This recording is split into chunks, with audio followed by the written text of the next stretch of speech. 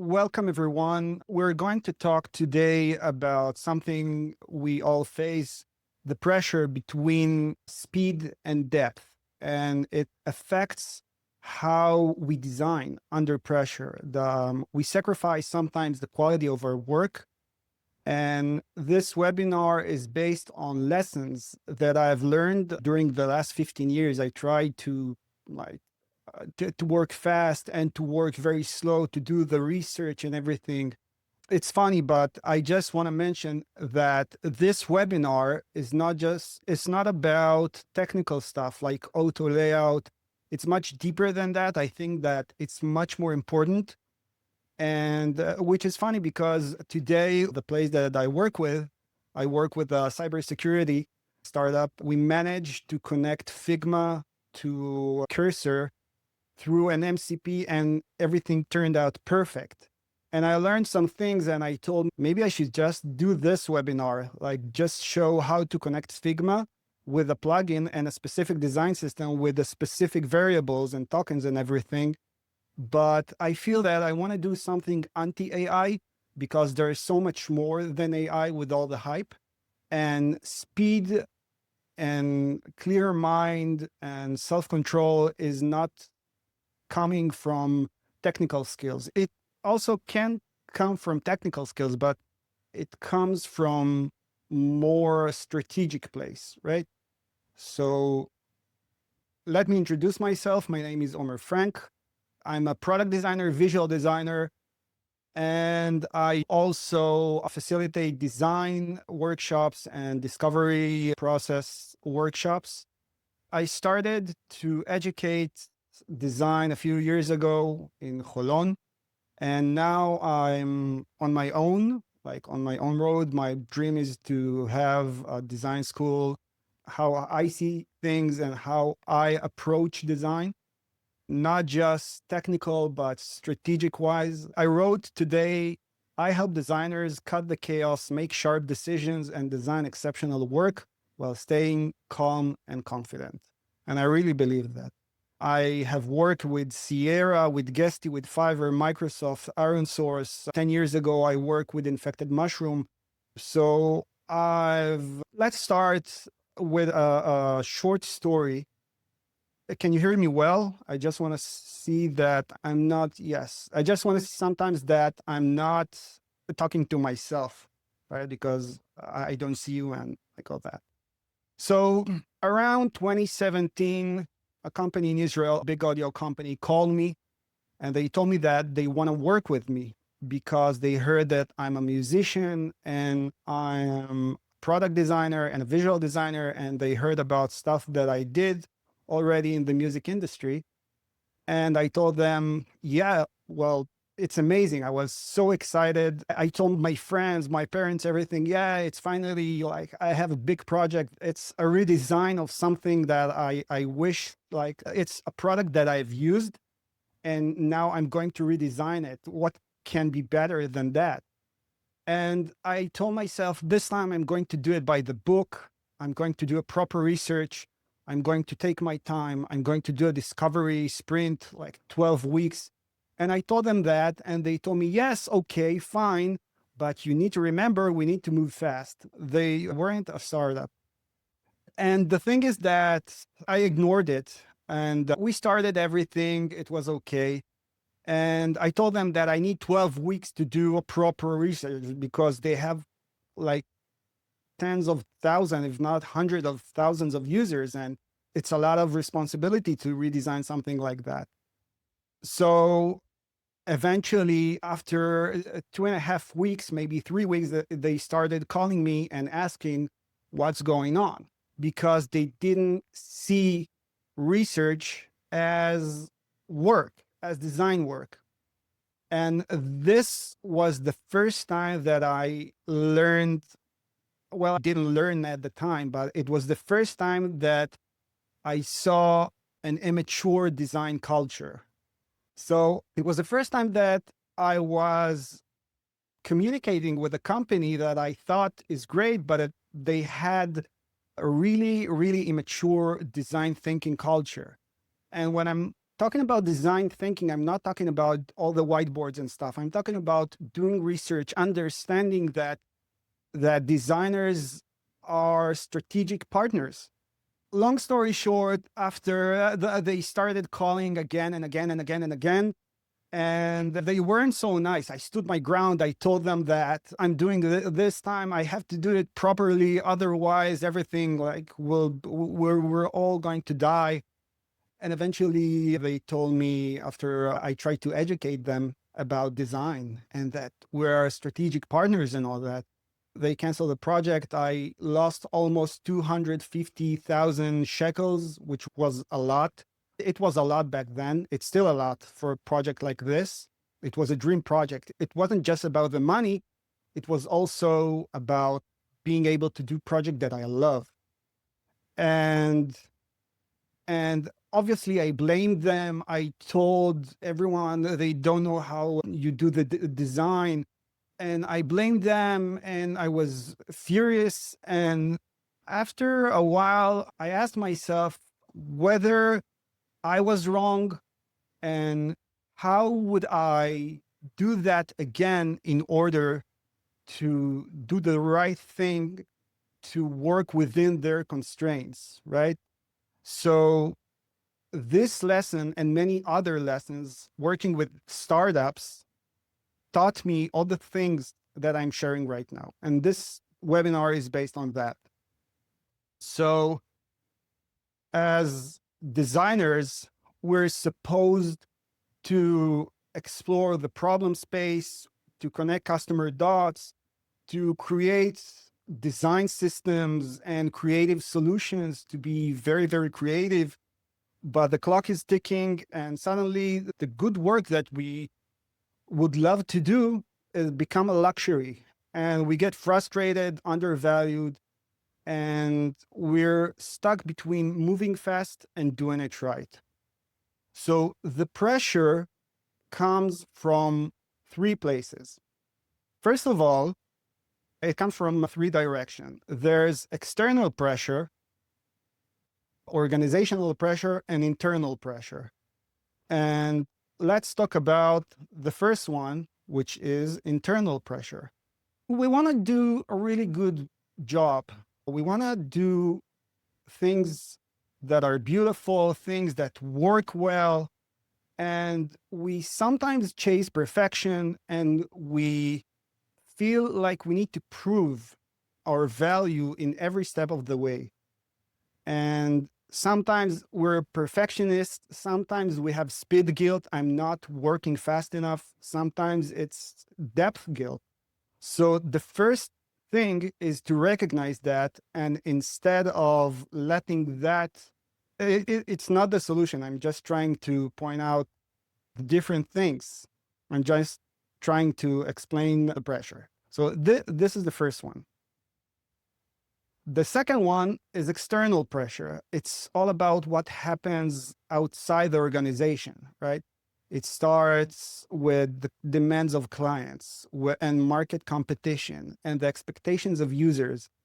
And the pressure pushes the organization to move faster and cut corners and to change priorities. It doesn't directly affect you as a designer, but it affects your stakeholders and the people you're working with and people in upper management.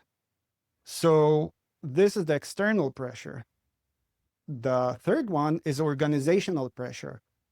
And it shows up in all kinds of way, and it depends a lot on the design maturity of the company. In a low maturity environment, design isn't strategic. There are process gaps, team culture, and lack of alignment. Roles are unclear.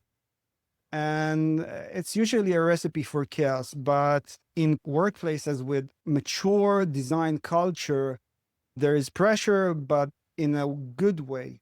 You're being valued for your decisions and for everything that you do. Speed is about delivering fast, being responsive, being iterative, and lean. and prioritizing momentum. You can find it in startups or innovation teams that need to work really, really fast. And it's associated with MVPs and agile and all that, and sprints and timelines.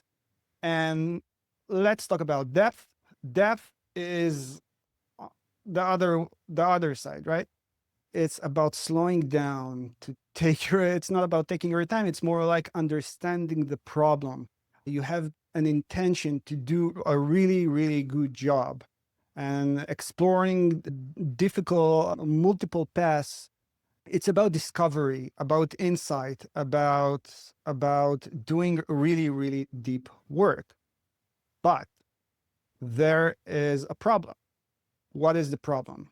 On the one hand, when we chase speed, we do shallow work. We don't understand requirements.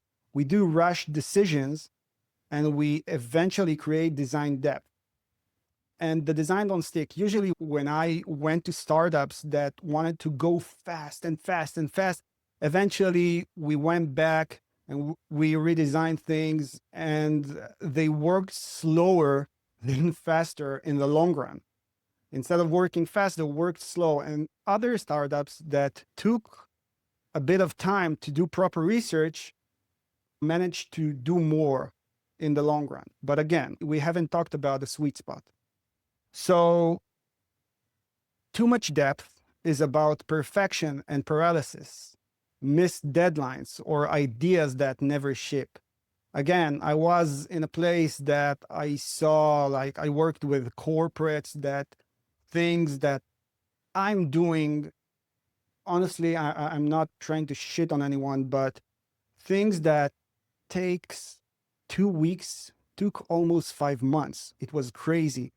And it was like, I thought about it. I went to a Zoom meeting, and they people just stuck there, and they weren't talking about, well, they said we need to plan more and do more research and all that, but they didn't move.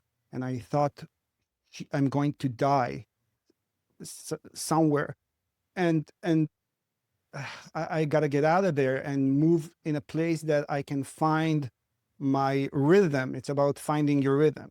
So there's a metrics, and I want to do something with you. I will share a link with you. It's a FigJam link, and you're invited. Yes, here you are. So everyone, no, don't move it. Wait, let me lock it. Okay. So we have we have the the y-axis is about low depth to high depth, right? And the x-axis is about low speed to high speed. On the bottom left, there's low depth and low speed, which means you're not doing any research and you're not moving, you're not technically wise, and you're not doing the proper research, and you're stuck and you're unclear and you're slow. The right quadrant is about low depth. You're not doing any research, but you're working really, really fast without knowing what the hell you're doing. So you're in a rush. You're guessing, you're repeating stuff, you're doing stuff without understanding. On the top left, there's high depth and low speed. You're researching, you're talking to clients, you're talking to customers and everything, but you're not moving, you're stagnating, you're over strategizing, which cause management issues. People tell you, look, you're doing a really good research and everything, but you're stuck. We were going to miss deadlines. And high on the right quadrant is high depth and high speed, which mean you're in Zen mode design, strategic flow. And I want to do a little voting with you. I wanna ask you to vote. I'll open the vote. Just don't vote yet, please. And put a sticker where you think most company. Well, it's so you have one vote, just one. I'm giving you a minute. Maybe it's too much. Go. You can vote, with a stamp. Go to the stamp and just choose your sticker and place it wherever you want, like this. I'm taking a sticker. No one is voting. Why? Wait, let me. Hmm. The sticker doesn't stick. You can put a sticker on a shape. No, you wait. Okay, so let's see what's going on here. A lot of people, most of the people, oh, shush, where are all the votes? 2 votes. What happened? I saw 22 votes. Shit, I don't know where it is. 22 people voted. I think, yeah, it was somewhere around here. Low depth and high speed. We can go back. By the way, I prepared a nice poll, but I forgot to do that. It's your song. It's your go-to song when you're designing under pressure. If you want to do this, you can do. What's your go-to song when you're under pressure? Go and do the poll. And if you want to leave a memory, I put here the photo booth. Is like doing magnets in a cheap wedding. No, well, not cheap, but you know. Okay, nice.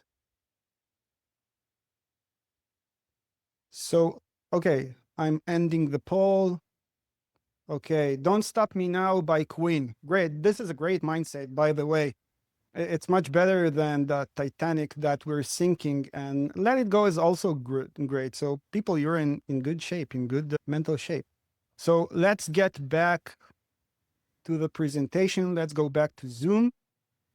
So, again, it's not, where are we?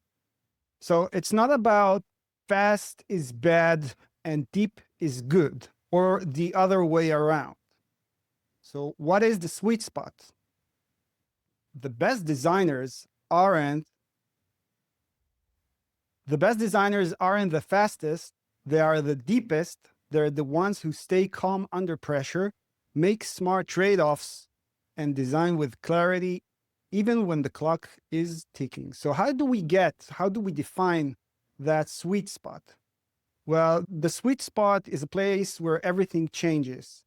It's about clarity, it's about the focus and what matters most right now. It's about going just deep enough to solve the problem and make smart trade-offs without sacrificing quality. Speed feels calm and not frantic, and depth feels sharp, not heavy. And suddenly you're shipping work you genuinely proud. So this is where the sweet spot is living. So I took all the things that I knew about how I managed to learn from my experiences, and I wrote this framework, Tune, Lock, Cut. And I'll explain. Tune, Lock, Cut is about tuning your energies into the design culture. It's about locking on what you want to achieve and what to do right now. And it's about cutting the noise, right? It's 3 mindsets. I'm starting to work with a client, and I'm tuning into their design culture. I'm locking on what I need to do right now, and I'm cutting all the noise. And that's makes my head is so clear. And so let's start with tune, right?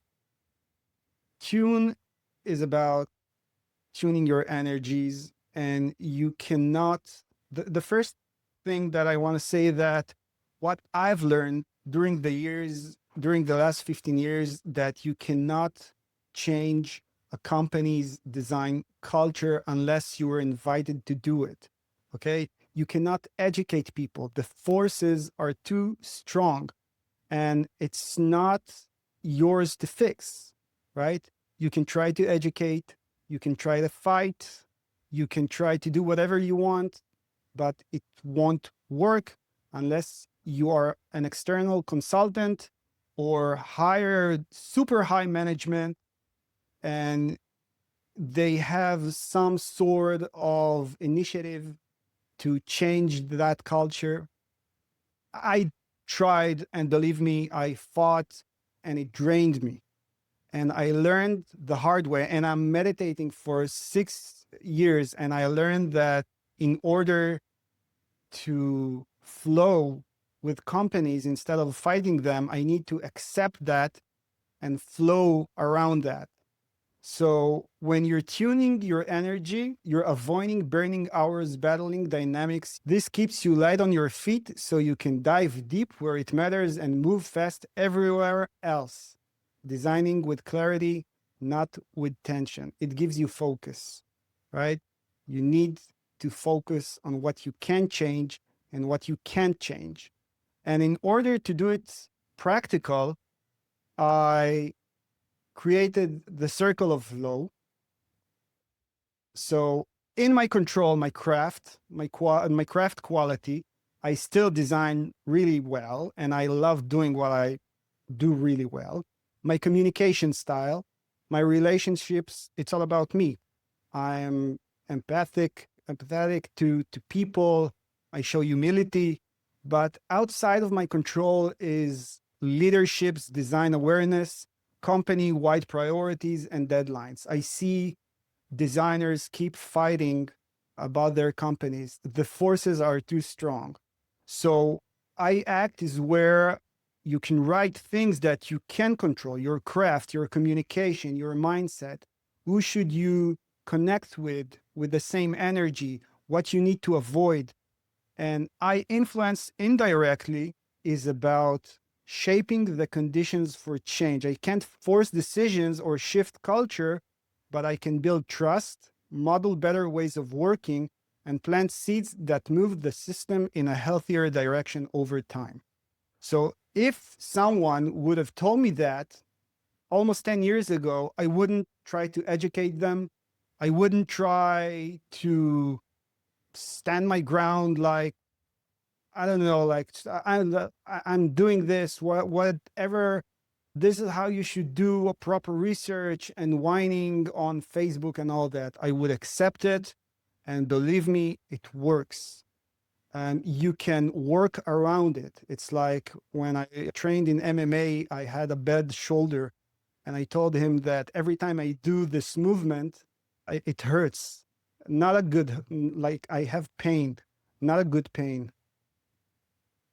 I will not the deck, but I'm planning to. Will you have the deck available to download? I'm writing a booklet about it, and I will send it to everyone. And he told me that if you have a pain, it doesn't mean that you need to ditch the movement. You need to work around the pain. So instead of doing this, I was doing something like this. It wasn't perfect, but I did the movement and I kept training and I got stronger and I didn't quit. Learn to flow around the pain, around the movement, and accept that you cannot change design culture. So before, designers fights culture and team politics and burns out on things they can't control. And after, they stay loose and focused under pressure. In other words, sorry, flows with dynamics they can change. Now let's go to lock. Lock is about focusing and prioritizing, right? You can't do it all. Locking is about focus. You're focusing, committing to what matters, and letting go of the rest. So you need to ask sharp questions and sometimes uncomfortable questions, but you need to do it with politeness and humility and from a place of goodwill. You're not trying too hard and you're not trying to fight people. You are in a place that you want to move forward, you want to move the needle, and you have a mutual goal to move forward. And people respect that, even in places in immature design culture.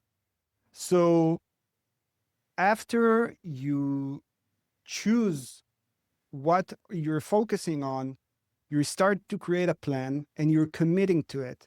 Instead of, you're not just asking, you're selecting and then you're planning and you're committing to something. I'm working on that. I'm not working on these things and they ask me to, I'm working on these things. So let's go back for a sec on tuning. I'm in the zone. I'm focusing on what I can do and not what I can't do. I'm asking the right questions to know what I need to work on and move all the other things that takes time. Okay, I wrote it here. Why this balance, speed, and depth? When you lock your focus, you stop scattering effort on low impact tasks. This free your time and energy to go deep on what really counts. Again, so you're working, you're still designing, right? You're still doing good design, visual design, and all the things that you love, but you're focusing on something specific for right now while moving fast past distractions, delivering work that's sharp, intentional, and impactful. And how do I do this? Instead of just talking and talking and talking, I usually use the 4C framework, which is collect, choose, create, and commit. Like I told you, it's about collecting ideas. Let's talk about what we need to do. Sometimes I use this framework when it's just in my head. Let's talk about collecting ideas. We need to choose, but we need to commit to this. And you're like, calm and assertive. Wait, let's collect the ideas. When you're putting it on sticky notes instead of Jira or Trello or whatever, it's much lighter and it's playful and it's one source of truth. So you're telling them, let's collect it. Okay, we gave it 10 minutes. Let's choose. We have like 20 ideas, 20 things that we said we need to do. Let's choose 3, 5, but things that we really need to focus on. And people respect that. They see you as a strategic partner. And it's very important to do that. And when it's visual, usually you can bring all the team into FigJam and you can like decide together. Everyone brings their own perspective and it's a mini workshop. But if people don't have the time or you do this in different times and you just want to talk, just keep in your head, collect, create a plan. You chose. You need to understand, you need to go into the product and the project manager shoes. You're not the one that deciding, but you're asking, what are we doing here? What is first? You're prioritizing. And the last thing that is super duper important is committing. You have to commit to it. If you're not committing to it, you'll start doing things that other people are asking from you and it won't work. So you have to commit. So before you chase every request, sinks hour into work no one uses, perfects the wrong things, and after zero in on what really matters, says no to distractions without guilt, and pours depth into the work that counts.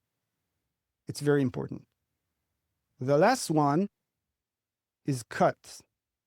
Cut is about moving distraction. It's about stripping away the noise. For example, let's take design system for an example, right? You can do this even with references and everything that you do, but I took this thing to make a point, like design-wise, design system. Every extra token, style, or component slows you down. Trim your decisions, embrace constraints, and create more by doing less. Today, like I said, today when you want to communicate with Cursor, for example, Cursor read through MCP the tokens, the variables. And if you have junk inside, you'll have junk in the code. It won't work. You'll get garbage. So it's more important than ever to be very, very lean with your decisions about what to put in and what to put out. You reduce distractions and you move faster. And how do you do that?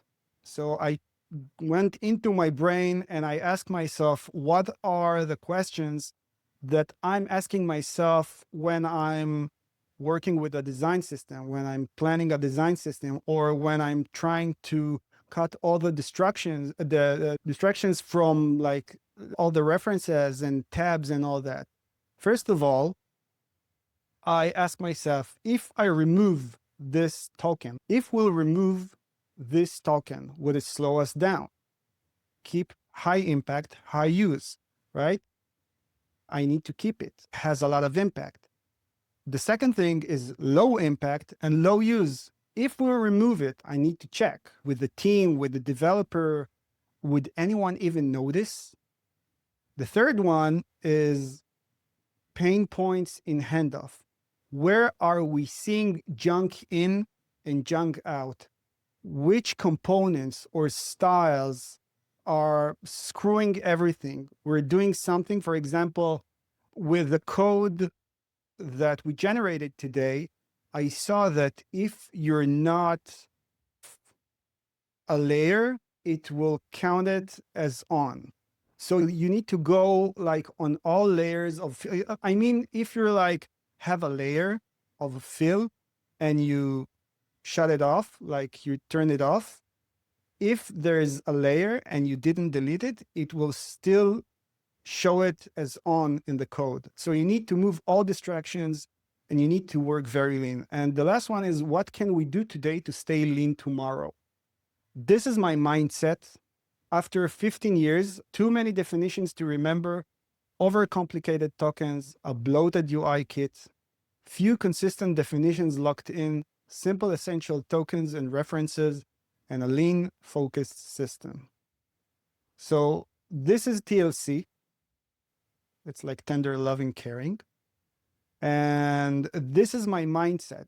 Everything else, like working with layout, auto layout, and learning about AI, I think I'll do a webinar next week, much simpler, just showing the process, how I work with a design system, Shade CN, how I connect it to a plugin, how we generate code out of it into V, how we create code in V0, which was amazing. It was like 95 to 96% looking the same like Figma. And we were like, oh my God, this is magic with AI.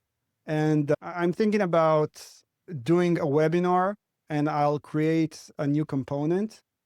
And yeah, it works. So, but it only works when we cut all the distractions. It did work because of my mindset, not because just the code, because there are no distractions.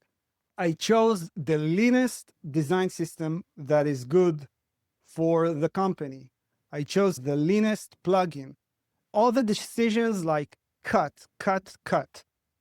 So yeah, if you want to do a discovery call with me, if I can help your business or I can help your organizations to design faster and to be more strategic and to develop things faster, you can scan this and book a free 45 minutes discovery call.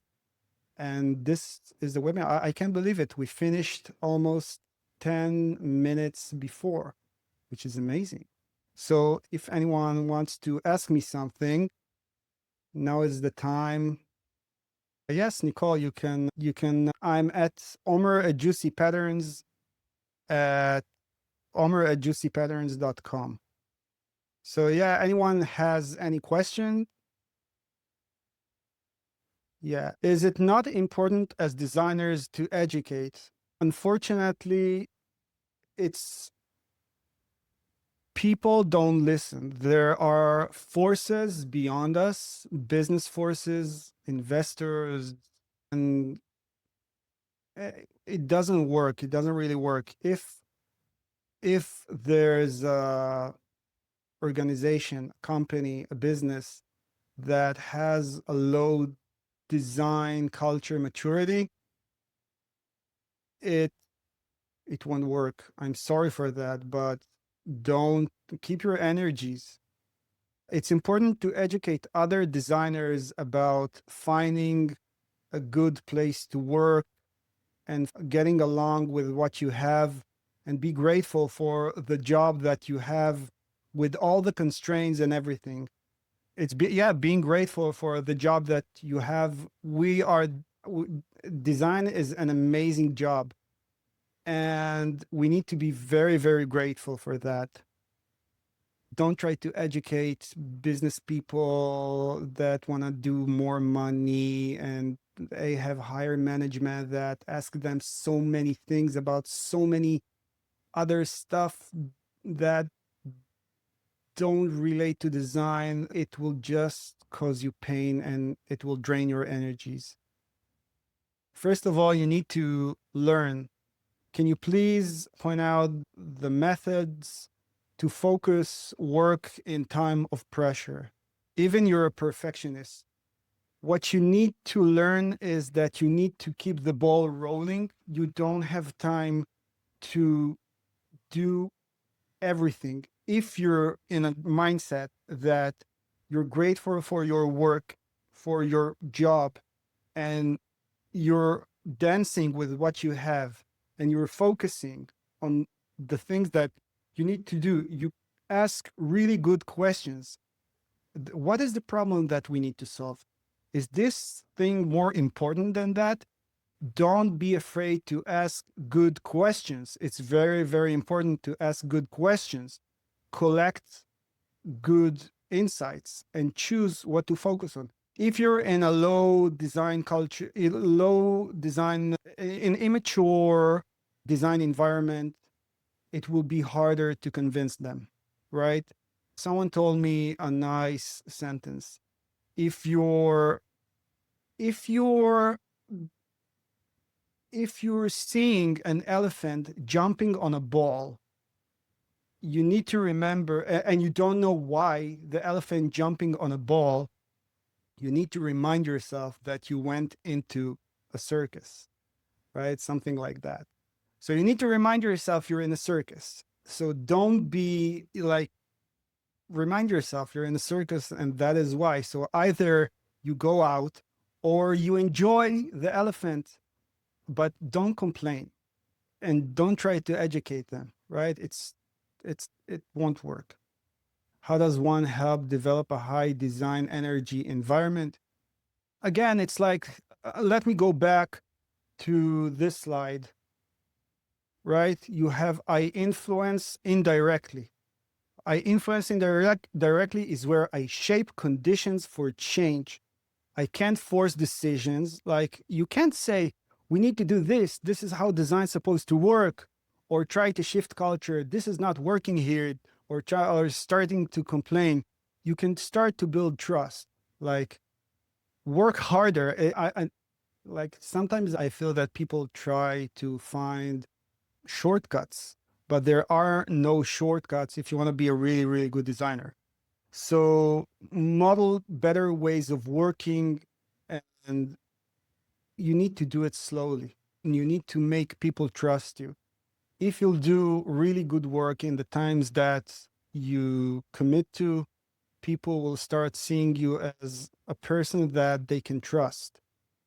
And it's very, very important because places with high, they want to say that they have mature design culture. They say it to the outside, but on the inside, they prefer other things. They want to move quick without doing the proper research. So develop a high design energy. Yeah, it's up to you. Like you need to be grateful for what you have and work from a place of I help them move the ball forward with my skills. And I don't want to sound like too spiritual, but it's true. It's true. And it comes from the mindset of be grateful for what you have, which is a job, a design, and it gives you energy. And you have all the resources to learn to be better. So there are no shortcuts. I'm sorry. There was a question. After a few years, did you have another opportunity to do design for the same company that turned you down, but this time to receive an even higher salary because you're already a senior and know how to work quickly? If so, that could have been a good closure. No, I didn't want to work with them because I knew that they didn't change anything. I knew it. Now I know that. And I didn't want to work with them.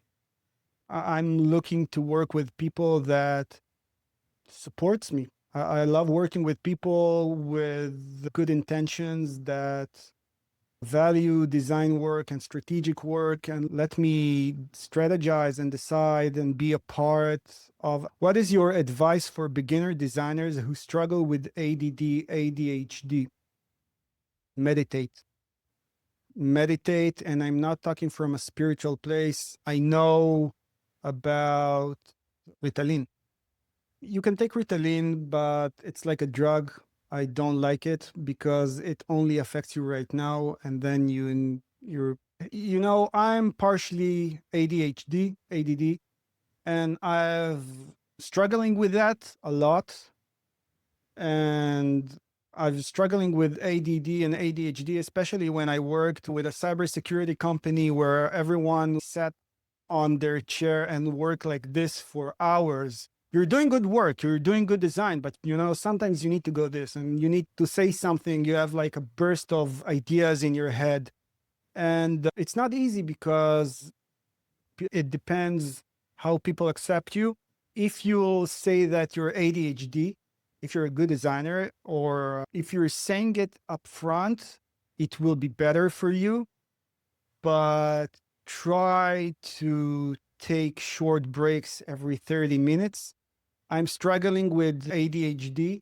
I'm not diagnosed, but everyone that knows me say, dude, you're so ADHD. I embrace that. I'm 40, I'll be 44 this year, and I learned to embrace that.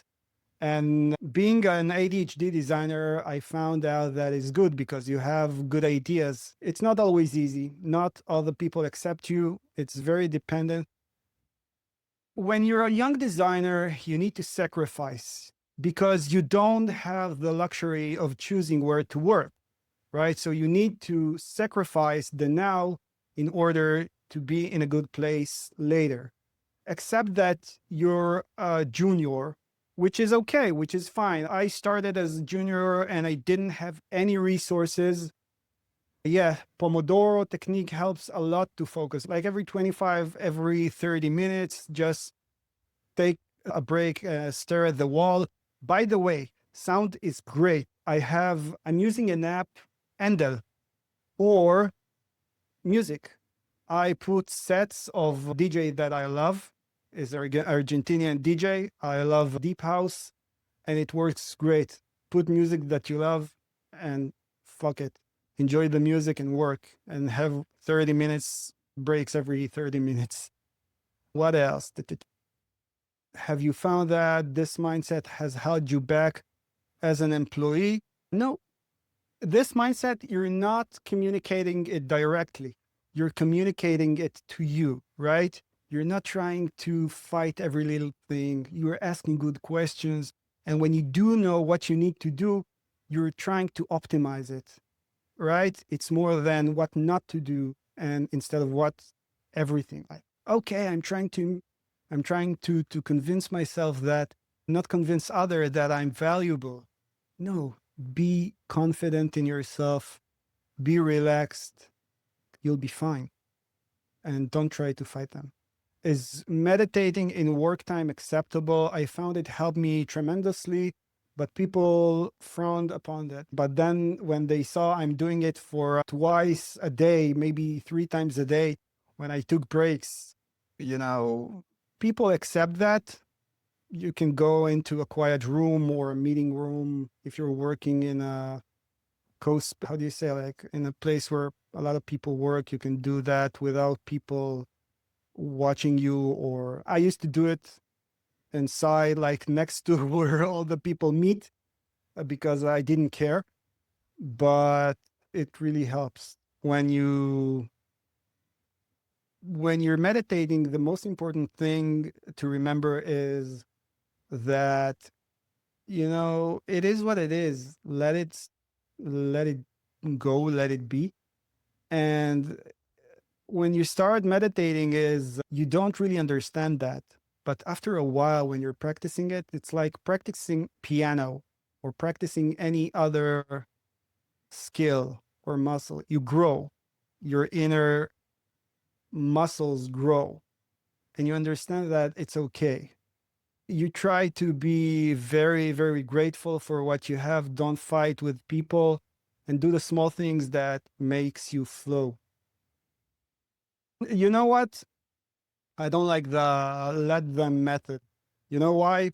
Because the let them method, it's a tongue twister. The let them method is basically everything is from Buddhism, from Zen, which is like a copy of everything that anyone that read books about Buddhism and about Zen knows that. And she's like, I don't want to, again, I don't want to shit on anyone else, but she took it. I forgot the name of the author, the blonde one with the glasses, and she just like rewritten. She rewrote everything and gave like modern terms to it. Yeah, I can.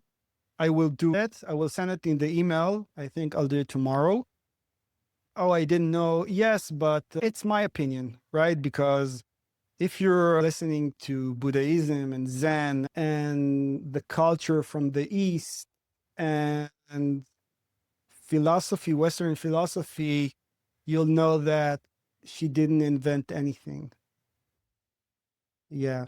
Again, but like creating, taking something and rewriting it as something modern is also something. If she can bring it to more people, why not? But I wouldn't say that she invented something new. Any more questions, please? Yeah, it was right on the point and it touched a problematic experience. Yeah, for sure. I know I struggled with it for so long and I didn't have anyone to teach me that. And the reason that I'm doing that instead of just another how to do this and that with AI, which is important, but it won't get you very, very far. If you want to solve the strategic things, AI won't help you. I really enjoy the connection between spiritual and work. Thank you so much. Super meaningful and important. Thank you so much. It helped a lot, to be honest. Just today, I freaked out about my portfolio, so it came right at the right time. Thank you for that, for sure. I think it touched directly to the point of dealing with pressure as a designer. This established the ground for actual development. Thank you so much. Thank you for your time. Thank you for, I hope it was helpful. Again, I want to create a booklet. These exercises you can do with your team or with yourself. Yeah, it helped me a lot instead of just fighting and mumbling, jumbling on what need to do and then working with big systems that goes nowhere. Yeah. So any more questions? Also, thank you for reminding us to be thankful for our profession. It's easy to forget. Yeah, be grateful for every little thing that you have in these life. Anything can, like this. We would also be happy to receive a link to the YouTube recording in your email. For sure. Thank you. so much. Incredibly valuable that you share your personal experience. We need more people like you in the industry. Thank you so much. Everything is here is based on true stories. All my stories are real. Thank you, Olga. Thank you, Anat. Thank you, Oriane. Thank you, Agar. If you find this helpful, please share it with people next time. I'll create more of these webinars and trainings, and hopefully I want to create a group of people that on the same mindset. Thank you, Kineret. Thank you, Ida. Bye, everyone. Any more questions? Very helpful. Thank you for your time. Toda, Adi Kirschenberg. And by the way, I'm doing this. I thought about doing it whether the last two webinars were in Hebrew, but this one I decided to do in English. First of all, because Toda lach, Sharon. Thank you, Sharon. Because first of all, we are supposed to work in English. Everything, all the good stuff is in English, all the good information. And we're work, Slack is in English. And I believe that we can find good people. Thank you, Sergey. The other webinars are available somewhere. They're not, but I need to put them on my YouTube channel. I need to put them on my YouTube channel, and I will email everyone. I will email one time the link to the WhatsApp group, and then I'll put everything in the WhatsApp group. Okay? Any more questions? Okay. So, any more questions? Okay, guys, I'm leaving. Is it okay?